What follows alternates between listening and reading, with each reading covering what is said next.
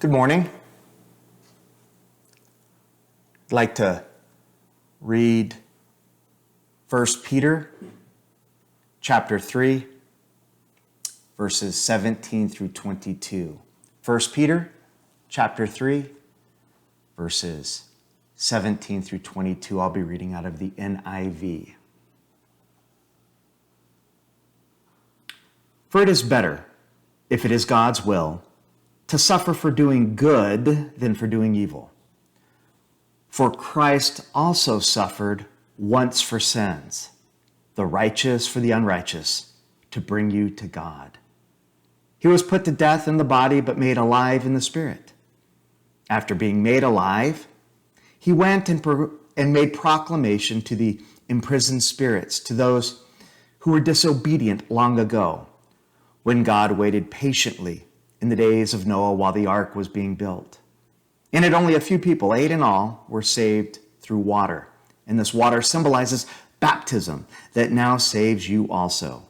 Not the removal of dirt from the body, but the pledge of a clear conscience towards God.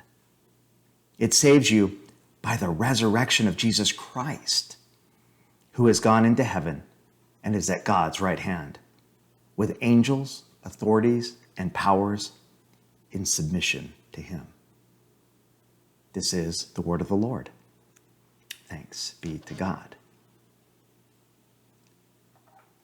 Today is Holy Saturday, on which we as Christians remember the death and burial of Jesus in Joseph of Arimathea's own new tomb that he had cut out of a rock. And that's why Matthew chapter 27, verses 57 through 66 is the assigned gospel reading for Holy Saturday in our traditional Anglican prayer books. On Holy Saturday, we remember this biblical event, and we also remember what we confess in the creeds, that Jesus was crucified, died, and was buried. But why does our prayer book assign the Bible lesson that I just read from 1 Peter chapter 3, verses 17 through 22? Why would this be an appropriate reading for Holy Saturday when we commemorate Jesus' death and burial? Well, this New Testament passage, it's known for its difficulty in understanding.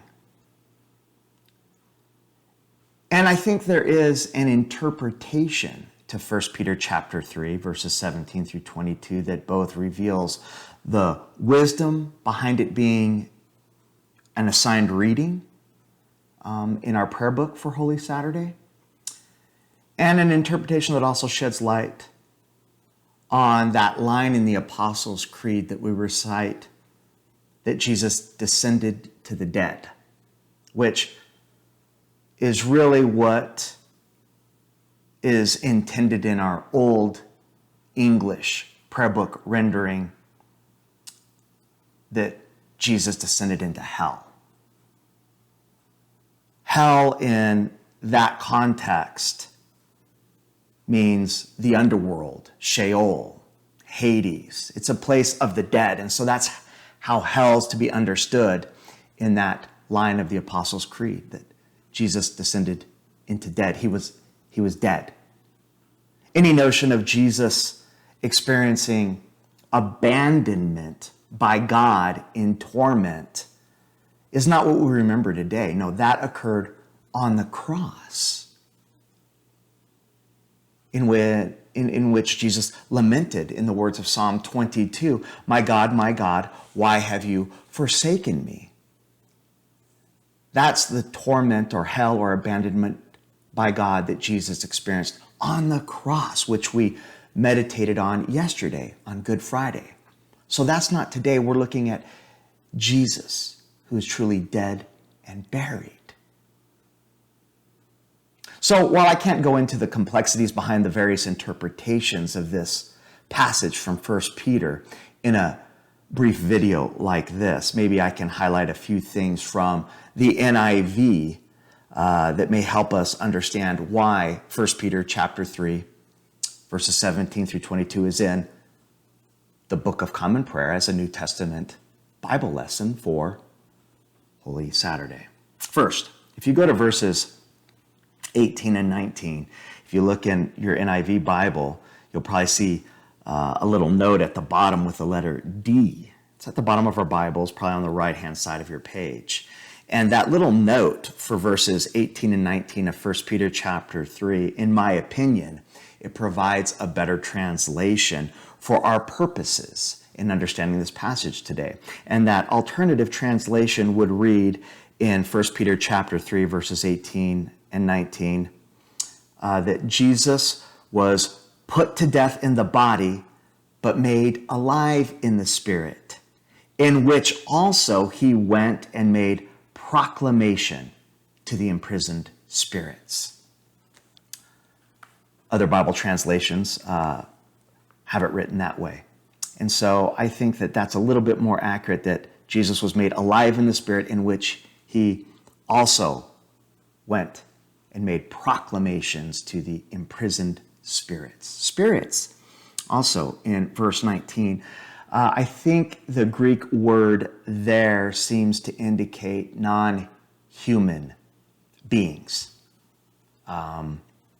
Human spirits are usually, I think, psyche, but this is pneuma, and that they are non-human beings or spirits, I think, is further supported by verse 22, when Peter says that Jesus has gone into heaven and is at God's right hand with angels, authorities, and powers in submission to him. I think that it is these heavenly beings that are envisioned here. Those are the spirits, and they are imprisoned. They're already imprisoned for some reason, some transgression, some rebellion. And perhaps Peter here in chapter 3 of his first letter has the same group of spiritual beings in mind that are mentioned in 2 Peter chapter 2, verses 4 and 5, where he writes, "For if God did not spare angels when they sinned, but sent them to hell," or it's Tartarus, not hell like we might imagine it, it's Tartarus, which would have been a place in the Greco-Roman world that the Titans would have been imprisoned.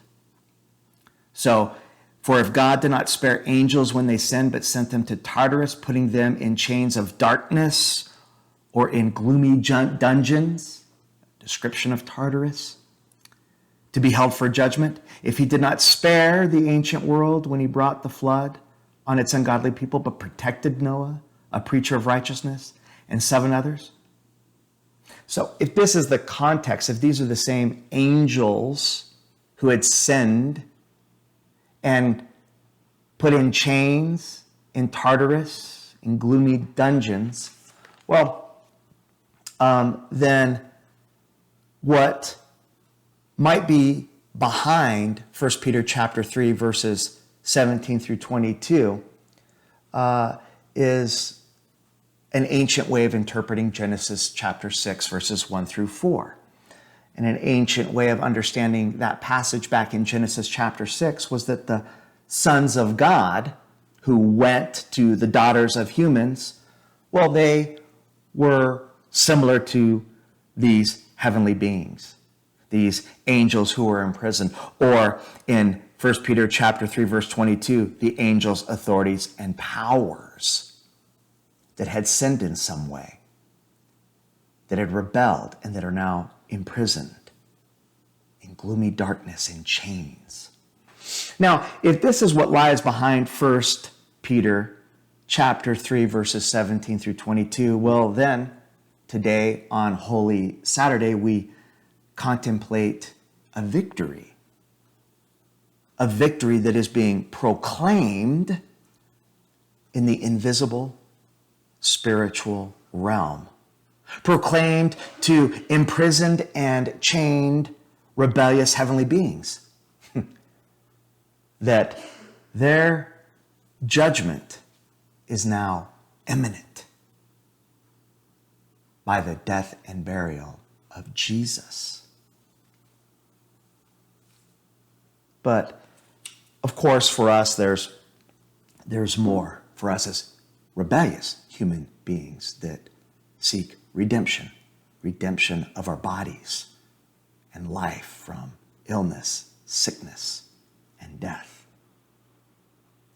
And that's the good news of tomorrow morning, Easter morning, where Jesus is raised from the dead, physically, bodily.